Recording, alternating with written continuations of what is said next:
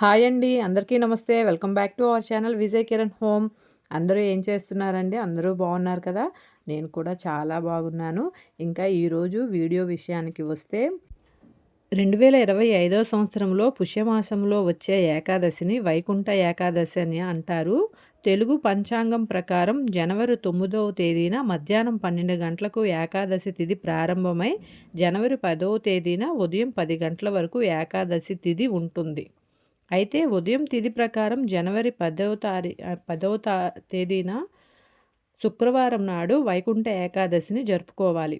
కాబట్టి ఈ పవిత్రమైన వైకుంఠ ఏకాదశి నాడు వెంకటేశ్వర స్వామిని ఎలా పూజించాలి, పాటించవలసిన నియమాలు ఏమిటి, ఉపవాస నియమాలు ఏమిటి అనే విషయాలు గురించి ఈ వీడియోలో మనం తెలుసుకుందామండి. ముందుగా వీడియోకి ఒక లైక్ కొట్టి మన ఛానల్ని సబ్స్క్రైబ్ చేసుకోండి.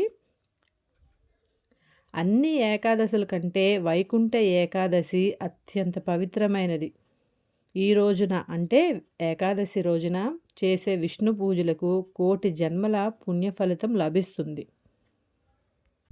ఈ నెల జనవరి 10వ తేదీన శుక్రవారం నాడు వైకుంఠ ఏకాదశి రానుంది. ఈ వైకుంఠ ఏకాదశి రోజున విష్ణు స్వరూపమైన వెంకటేశ్వర స్వామిని పూజించి ఉపవాసం ఉన్నవారికి విష్ణుమూర్తి అనుగ్రహంతో పాటు జీవితమంతా భోగభాగ్యాలను అనుభవిస్తారు. ఈ ముక్కోటి ఏకాదశి రోజున ఉత్తర ద్వారం నుంచి విష్ణుమూర్తి దర్శనం ఇస్తారు. కేవలం ఈ వైకుంఠ ఏకాదశి రోజున మాత్రమే స్వామివారి ఉత్తర ద్వారం తెరుచుకుంటుంది. ఉత్తర ద్వారం నుండి స్వామిని వారికి అంటే ఉత్తర ద్వారం నుండి స్వామివారికి మళ్ళీ పునర్జన్మ ఉంటుందని నమ్ముతాము. జనవరి 10వ తేదీన శుక్రవారం నాడు స్త్రీలు ఉదయాన్నే నిద్రలేచి తలస్నానం చేసి ఇల్లంతా శుభ్రం చేసుకొని ఇంట్లో పసుపు నీళ్లు చల్లుకొని ఇంటి గుమ్మానికి కుంకుమ బొట్లు పెట్టి పూజను ప్రారంభించాలి. ఈ వైకుంఠ ఏకాదశి రోజున విష్ణు స్వరూపమైన వెంకటేశ్వర స్వామిని పూజించాలి. అలాగే సంపదలకు దేవతైన లక్ష్మీదేవిని పూజించాలి. కాబట్టి మన పూజ గదిలో ఉన్న వెంకటేశ్వర స్వామి పటానికి అలాగే లక్ష్మీదేవి ఫోటోకి గంధం రాసి కుంకుమ బొట్లు పెట్టి పూలతో నిండుగా అలంకరించుకోవాలి. ఈ రోజున అంటే ఏకాదశి రోజున పూజ చేసేవారు గులాబీ పూలతో స్వామివారికి పూజిస్తే రెట్టింపు పుణ్య ఫలితం లభిస్తుంది. మన దగ్గర ఉన్న నగలతో వెంకటేశ్వర స్వామికి చక్కగా నిండుగా స్వామివారిని విశేషంగా అలంకరించుకొని స్వామివారిని పూజించుకోవాలి. తులసి దళాలంటే స్వామివారికి చాలా ప్రీతికరమైనవి. కాబట్టి వైకుంఠ ఏకాదశి రోజున ఒక తులసిమాలను లేదా తులసి దళాలను ఉంచుకొని స్వామివారి పటానికి వేయడం కానీ స్వామివారికి అష్టోత్తరం చదువుకొని కానీ వేసుకోవాలి. ఈ ఏకాదశి రోజున ఎవరైతే తులసి దళాలను స్వామివారికి సమర్పిస్తారో అలాంటి వారికి విష్ణుమూర్తి అనుగ్రహం సంపూర్ణంగా లభిస్తుంది. అలాగే ఏకాదశి రోజు పూజ చేసేవారు ఆవు నెయ్యితో దీపారాధన చేయాలి. విశేషంగా ఈ రోజున అంటే ఏకాదశి రోజు పూజ చేసేటప్పుడు 2 దీపాలను ఖచ్చితంగా వెలిగించాలి. మట్టి ప్రమిదల్లో కానీ పిండి ప్రమిదల్లో కానీ దీపారాధన చేస్తే మనం చేసే పూజలకు రెట్టింపు పుణ్య ఫలితం దక్కుతుంది. ఇక పూజలో నైవేద్యంగా బెల్లం పానకాన్ని నివేదిస్తే చాలా మంచిది.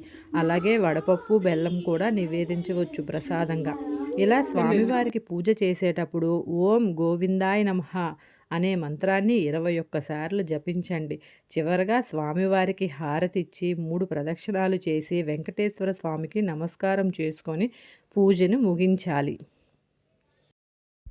ఇలా ఇంట్లో దీపారాధన చేసుకొని వెంకటేశ్వర స్వామి ఆలయానికి వెళ్ళాలి. ఈ వైకుంఠ ఏకాదశి రోజున శ్రీమన్నారాయణుని దర్శనం చేసుకుని వైకుంఠ ద్వారం నుంచి బయటకు వస్తే 7 జన్మల పాపాలన్నీ తొలగిపోయి అపారమైన ధనలాభం సిద్ధిస్తుంది. ఉత్తర ద్వారం నుండి స్వామివారిని దర్శించేటప్పుడు మన మనసులో ఏదైనా కోరుకుంటే ఆ కోరికలన్నీ స్వామివారి పాదాలు చెంతకు చేరుతాయి. ఈ ఏకాదశి రోజున ఖచ్చితంగా ఉపవాసం ఉండాలి. ఈ పవిత్రమైన రోజున ఉపవాసం ఉంటే 1000 సంవత్సరాల పాటు తపస్సు చేసినంత పుణ్యఫలితం మనకు లభిస్తుందట. వైకుంఠ ఏకాదశి రోజున సాయంత్రం సమయంలో ఇంటి గుమ్మం ముందు తప్పకుండా 2 దీపాలను వెలిగించాలి. ఇలా దీపాలు వెలిగించడం ద్వారా శ్రీ మహాలక్ష్మీదేవి మన ఇంట్లోకి అడుగు పెడుతుంది. ఏకాదశి రోజున పొరపాటున కూడా బియ్యం మరియు గోధుమలను తినకూడదు. అలాగే కూరగాయల విషయంలో కూడా తగిన జాగ్రత్తలు తీసుకోవాలి. ఈ వైకుంఠ ఏకాదశి రోజున ఆకుకూరలు అలాగే టమాటాలు అస్సలు తినకూడదు. సుగంధ ద్రవ్యాలకు దూరంగా ఉండాలి. పెరుగు తినకూడదు. అలాగే ఉల్లిపాయ, వెల్లుల్లి తినకూడదు. మాంసాహారానికి దూరంగా ఉండాలి. ఈ ముక్కోటి ఏకాదశి రోజున మురా అనే రాక్షసుడు బియ్యంలో దాక్కుంటాడట. కాబట్టి ఈ ఏకాదశి రోజున అన్నం తినకుండా ఉండాలని ఒక నియమం ఉంది. కాబట్టి వైకుంఠ ఏకాదశి రోజున అన్నం తిన్నవారికి అనారోగ్యం వస్తుందని నమ్ముతారు. ఏకాదశి రోజున పొరపాటున కూడా నలుపు రంగు వస్త్రాలను వేసుకోకూడదు. అలాగే ఈ ముక్కోటి ఏకాదశి నాడు తలకి నూనె రాయకూడదు. ఈ రోజున అంటే ముక్కోటి ఏకాదశి రోజున తలకు నూనె రాస్తే మన ఆయుష్ తగ్గిపోతుందని నమ్మకం. వైకుంఠ ఏకాదశి రోజున స్వామివారు ఉత్తర ద్వార దర్శనం ఇచ్చినప్పుడు 3 కోట్ల మంది దేవతలు వస్తారని నమ్మకం.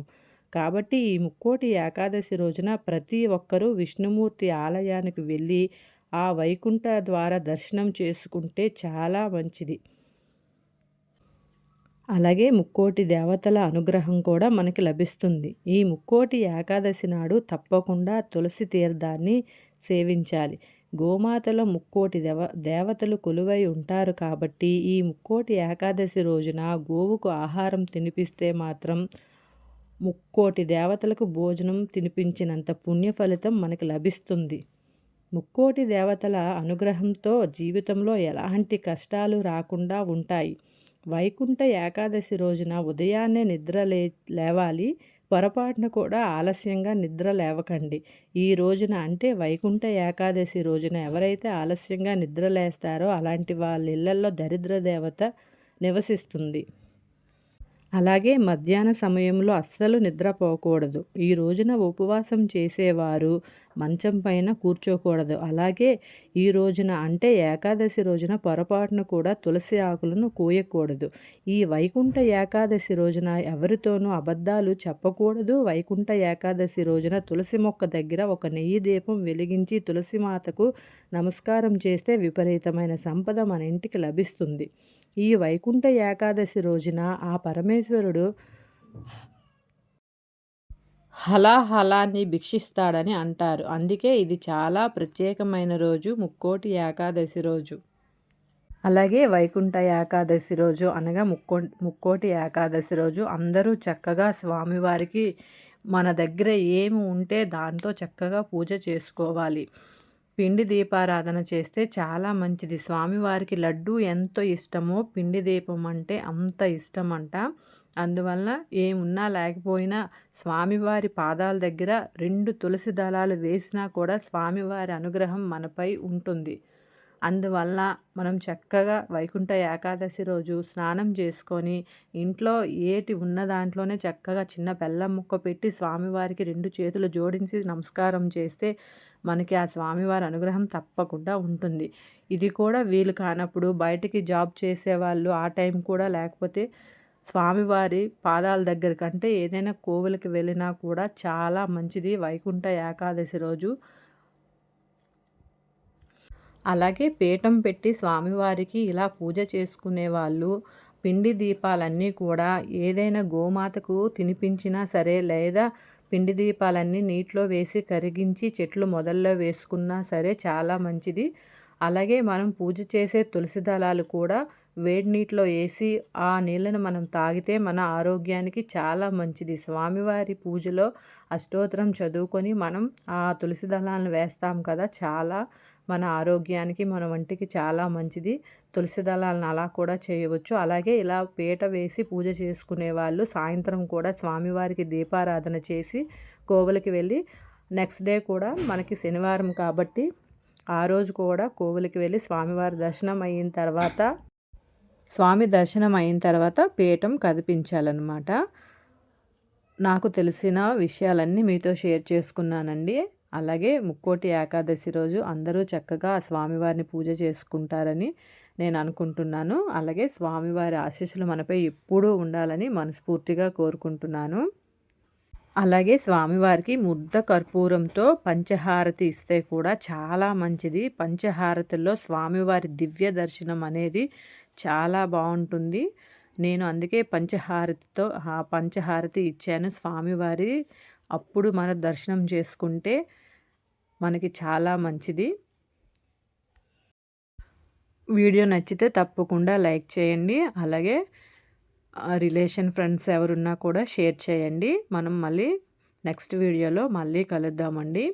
ఆ స్వామివారి అనుగ్రహం అందరిపై ఉండాలని మనస్ఫూర్తిగా కోరుకుంటున్నాను.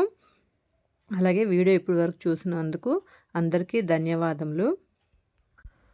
అలాగే ముక్కోటి ఏకాదశి రోజు మళ్ళీ చెప్తున్నానండి, పంచహారతి ఇస్తే స్వామివారి దివ్య దర్శనం మన ఇంట్లోనే మనం చూడవచ్చు.